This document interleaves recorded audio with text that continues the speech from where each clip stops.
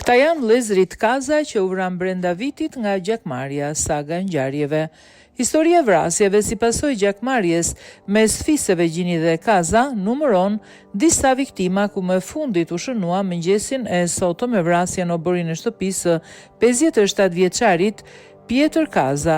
Një vit më vonë, në 6 maj 2024, vllai i tij Agustin Kaza, 44 vjeç, u qellua me armëzjarri në taracën e një kafeneje në komunën Sarbek në Bruksel.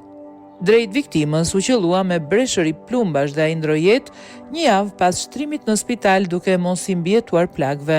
Kaza mori një plumë në kokë dhe 3 në gjoks, ndërsa u dërgua në spital në gjendje të rëndë. Policia ende nuk e ka identifikuar apo arrestuar autorin. Agustin Kaza ishte ulur në një kafene kur një bur i maskuar e qelloi 4 herë, raporton The Standard. Madje u publikuan edhe pamjet nga atentati.